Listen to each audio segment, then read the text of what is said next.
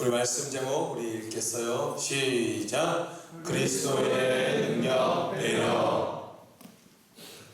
우리 다시 한번 영어로 보실 분은 보시고요. 다시 한번 하나님의 말씀 제목 읽겠습니다. 시작. 그리스도의 능력 배려. 저와 여러분들은 그리스도인들입니다. 할렐루야. 그리스도인들은 하나님의 능력을 체험할 수 있습니다. 그리스도인들은 하나님의 능력이 있기 때문에, 그리스도인은 하나님의 능력이 나타나기 때문에 우리는 남을 배려할 수 있습니다. 할렐루야. 우리는 옆 사람을 배려할 수 있고, 우리도 윗 사람을 배려할 수 있고, 아랫 사람을 배려할 수 있고, 친구들을 배려할 수 있고. 왜요? 우리는 그리스도인이기 때문에, 하나님의 능력이 있기 때문에 우리는 남을 배려할 수 있습니다. 또 우리가 그리스도인이라고 하는 말은 우리가 구원받은 백성이라는 말과 동일시할 수 있습니다. 저와 여러분들 하나님의 구원받은 백성들입니다. 할렐루야.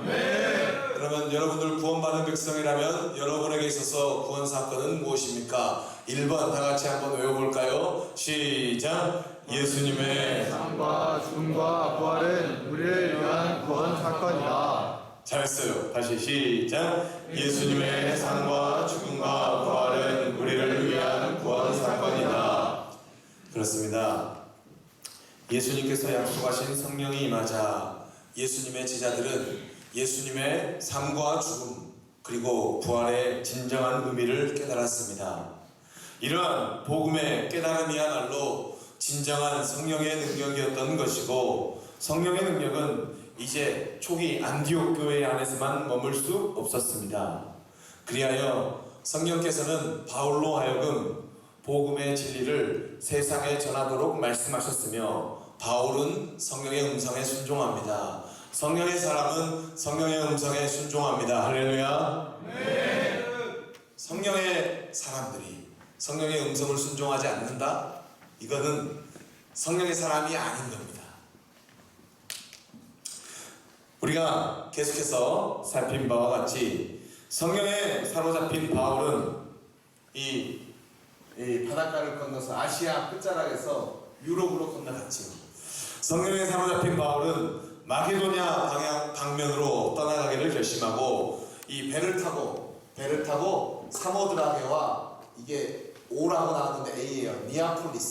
네아폴리로 사모드라게를 지나서 네아폴리로 도착하고, 네아폴리에서 내려서 네아폴리 항구에서 내려서 이 빌립보, 여기서는 필리파이라고 나왔는데 빌립보에 다다르게 되었습니다. 오늘 말씀의 내용은 빌립보에서 있었던 한 사건입니다. 바로 다같이 빌립보. 다같이 크게 빌립보. 오늘 말씀의 내용은 빌립보에서 있었던 사건입니다.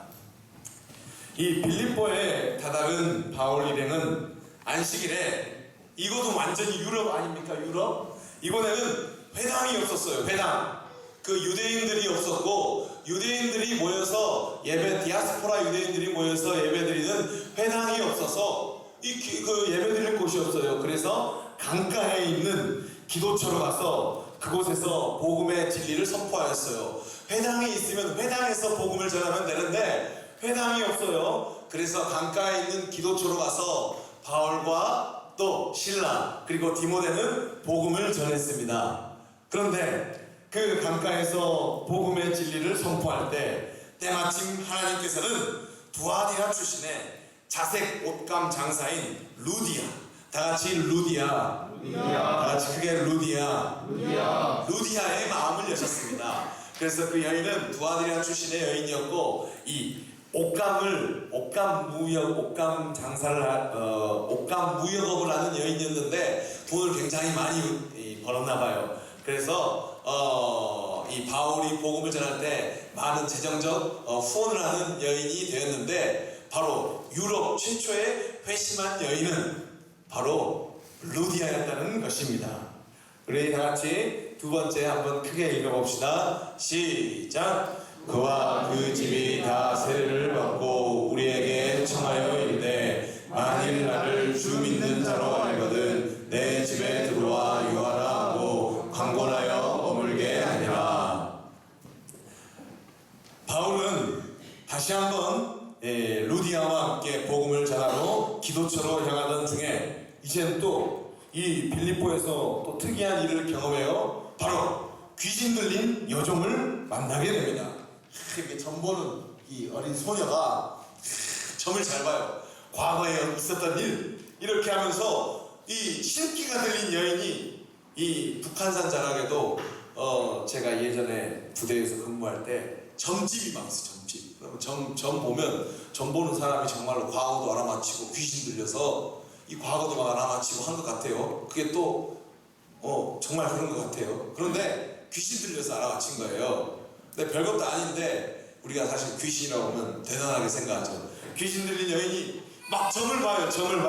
점을 보니까 그 사람들이 많이 돈을 내면서 점을 이렇게 보게 되었습니다. 그래서 귀신 들린 여종은 점을 아주 잘 쳐서 그 주인에게 많은 부를 안겨다 주었습니다. 그런데 그 귀신 들린 여종이 바울 일행을 따라다니면서 귀신 들린 여종이 바울에게 이 사람은 지극히 높은 하나님의 종으로서 너희들에게 구원의 길을 제시하는 자다 라고 따라다니면서 그 말을 하는 거예요. 그런데 한 번 하는 게 아니라 며칠 동안 이 귀신 들린 여종이 바울과 그의 일행을 따라다니면서 이 사람은 지극히 높은 하나님의 종으로서 너희에게 구원의 길을 제시하는 자다 라고 계속해서 말하는 것입니다. 이러한 일을 며칠째 반복했다는 것입니다. 바울은 이렇게 귀신 들려 자신도 모르는 말을 하는 여종이 치근하게 여겨졌습니다. 이 여종은 하나님의 길, 구원의 길 이런 거 전혀 몰라요. 그런데 귀신이 시키는 대로 그 귀신 같은 능력으로 바울의 정체, 바울이 전하는 복음의 이 주된 내용을 막 외치고 다니는 겁니다. 그러자 바울은 귀신 들려 자신도 모르는 말을 하는 이 여종이 치근하게 여겨졌다는 것입니다. 아무래도 성령의 사람은 귀신 들린 사람, 다른 말로 하면 완전히 혼이 되어버린 사람들이 이처럼 느껴지는가 합니다. 저와 여러분들 성령의 사람들입니다. 할렐루야. 네.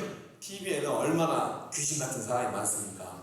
운동을 귀신같이 잘하고 또 노래를 뭐 귀신같이 잘하고 노래할 때 완전히 그 노래가 되는 것이 아니라 혼이 돼요. 연기도 그냥 그 사람이 되어버리는 사람들, 그거 다 귀신같이 돼버려요. 혼이 돼버려요. 혼이 완전히. 성령의 사람들은 그런 사람들을 볼 때 동경하는 것이 아니라 가련하게 여겨져요. 여러분들, 우리가 너무나 TV에 나온 사람들을 동경하고 존경하는 것 아닙니까? 그 사람들은 사실 연약한 사람들이고 가련한 사람들이에요. 그래서 그 사람들한테 너무 부정적인 댓글 달지 마세요. 그 사람들은 혼이 되어버렸어. 혼이 완전히. 그거는 별로 대단한 게 아니에요. 근데 요즘에는 아이들까지 말이야 노래 경연대에 나와가지고 아이들도 그냥 무슨 생각으로 그렇게 그 혼을 만들어버리는지 모르겠어요. 어쨌든 바울은 그 여인을 향하여서 과감하게 외칩니다. 여러분들 힘차게 외칩시다. 시작. 예수 그리스도의 이름으로 내가 내게 명하노니 그에게서 나오라 하니 귀신이 즉시 나오니라. 다시 한번 여러분 아주 잘 읽었어요. 시작. 예수 그리스도의 이름으로 내가 내게 명하노니 그에게서 나오라 하니 귀신이 즉시 나오니라. 성령에 붙잡힌 사람 바울, 그의 외침을 통하여 여종을 지배하던 귀신은 떠나갔습니다. 귀신이 떠나갔어요. 그러자 바로 이때 그 여종이 귀신이 떠나가면 그 여종의 주인은 그래도 참 불쌍했던 애지 라고 생각해서 잘됐다, 그래도 귀신이 떠나가니까 좋다라고 생각하는 것이 아니라 신기가 떨어져 나가니까 점을 잘 못 봐요. 그냥 어린 소녀가 돼버린 거예요. 신기가 떨어져 나가니까. 그러니까 여종의 주인은 화가 났어요. 왜요? 그 여종을 통해서 돈을 벌었는데 자신의 수입원이 끊어진 것을 보고 바울과 그의 일당들을, 바울과 그의 그 예수 전도단들을 고소합니다. 그래서 사람들은 시장 아고라에서 복음을 전하는 자들에게 끔찍한 인민재판을 하였어요. 인민재판은 굉장히 무서운 거예요. 예전에 6.25 때 인민재판이 우리나라 사람들 있었잖아요. 그래서 돈 많은 사람들, 막 북한군이 내려올 때 그 친일을 하고 돈 많이 번 사람들 막 죽창으로 막 찔러 죽이고, 돈 많이 번 사람들을 막 죽이고, 공산당들이 뒤에서 조정해가지고 이런 일들인데, 이런 인민재판 지금도 뭐 그 인터넷상에서 인민재판 막 해버리잖아요. 그런 것들이 사실 무서운 건데, 이게 다 사회가 돌고 돌듯이 이 빌립보에서 그 아고라 광장에서, 아고라 그 시장에서 그냥 바울과 그 복음을 전하는 실라, 디모데 이놈들은 이 로마 문화를 해치는, 우리의 경제적 이익을 해치는 나쁜 놈이다 라고 외치니까 모든 사람들이 이것에 휩쓸려서 바울과 실라를 감옥에 가둡니다. 그리고 감옥에 가둘 뿐만 아니라 바울과 실라에게 태형을 가합니다. 바울과 실라를 때리고 또 옥에 가둡니다. 바울과 일행은 성령의 능력 안에서 악한 영, 귀신에게 지배를 받는 요정을 치유한 것 외에는 아무런 잘못도 없는데 태형을 받고 감옥에 갇히게 되었다는 말씀입니다. 하지만 그들은 하나님에 대한 원망, 그리고 빌립보 시민에 대한 분노, 복수심의 불길에 휩싸이지 않았습니다. 왜냐하면 우리가 알다시피 바울과 실라는 성령의 사람들 아니었습니까? 우리 네 번째 한번 크게 읽어봅시다. 크게 한번 읽어봅시다. 시작. 한밤중에 바울과 실라가 기도하고 하나님을 찬송하며 죄수들이 듣더라. 잘 읽었어요. 시작. 한밤중에 바울과 실라가 기도하고 하나님을 찬송하며 죄수들이 듣더라. 바울과 실라는 분노에 휩싸이지 않았습니다. 하나님에 대한 원망에 휩싸이지 않았습니다. 하나님, 제가 이 유럽 하나님의 성령에 이끌려서 이곳에서 복음을 전하는데 하나님이 도움 주셔야지요. 하나님, 이 민족이 빌립보 지역 사람들이 이게 무슨 꼴입니까? 하나님에 대한 원망이 없었어요. 빌립보 사람들에 대한 원망이 없었어요. 하나님께 기도했습니다. 하나님을 찬송했습니다. 찬송할 수 없는 상황 가운데도 찬송했습니다. 기도하기 어려운 상황에도 기도했습니다. 여러분, 어려운 환경에 처할 때 찬송하고 기도합시다. 할렐루야. 네. 술 마시고 그런 것도 일부 순간적으로 이겨낼 수 있는 힘이 돼요. 하지만 궁극적으로 우리의 영혼이 찬송하고 기도할 때 난국을 헤쳐나갈 수 있습니다. 할렐루야. 네. 그러자 갑자기 큰 지진이 났어요. 큰 지진이 꽉 나고 옥터가 움직이고 문이 열리며 수갑이 벗겨졌습니다. 바울과 실라는 하나님의 응답인 것 같은 이 기적을 경험하였어요. 이 기적을 경험하였습니다. 그러나 바울과 실라는 도망가지 않았어요. 이때 간수가 큰 지진에 놀라서 깨어서 죄수들을 놓친 줄 알고 자살하려고 했어요. 예전에 여러분들 성령의 사람들 설교할 때 베드로를 놓친 4명씩 된 4개조는 헤롯이 그 베드로와 사도들을 놓쳤다고 죽여버렸잖아요. 그 당시에는 뭐 탈옥이 되면 그 교도관들은 전부 다 죽였어요. 그것도 나름대로 그런 방법이 있긴 있어요. 그런데 이 간수가 이제 지진이 일어나고 막 감옥문이 열리고 수갑이 풀어지니까 도망갔다고, 바울과 실라도 도망갔겠거니라고 생각을 해서 이제 칼로 죽자, 명예스럽게 죽자, 내가 내 일을 못했으니까 죽자. 예전에 일본에서도 그룹 회장이 그 검찰 수사 받으니까 그냥 할복을 그냥 해서 그 기업을 그냥 검찰 수사 안 받게 하고 막 그러기도 했는데, 어쨌든 이렇게 그냥 스스로 자결하려고 했습니다. 바로 그때 바울이 크게 소리치며 내 몸을 상하지 말라, 우리가 다 여기 있다 라고 외쳤습니다. 간수는 놀랐습니다. 이 교도소장은 놀랐습니다. 이 사람은 소요를 일으켜서 직결 아고라에서 직결 처형을 받아서 감옥에 온 사람들이고 별로 좋지 않는 사람들이라고 생각을 했는데, 탈옥할 기회에도 탈옥할 기회가 당연히 주어졌음에도 불구하고 하라고 하지 않았습니다. 이것은 사도행전의 기록자가 성경의 사람들은 로마법을 어기는 사람이 아니었다라고 하는 것을 보여주려는 그런 문학적 그 장치도 은밀히 숨어 있는 것처럼 보이기도 한데, 어쨌든 이 성경의 사람들이 이 간수를 배려해서 이 교도소장을 배려해서 타락하지 않는 것을 보자 교도관들은 이 정도 남을 배려할 수 있는 사람이라면 우리 인간의 근원적인 문제인 구원의 문제의 길을 알고 있는 자다라고 생각했다는 것입니다. 간수는 성령의 사람들의 이러한 배려를 경험하고 이 정도 사람들이야말로 구원에 이르는 길을 알고 있다고 확신했습니다. 그러자 무릎을 꿇고 교도소장이 그 죄수들에게 선생님, 어떻게 해야 구원을 받겠습니까? 라고 물어봤습니다.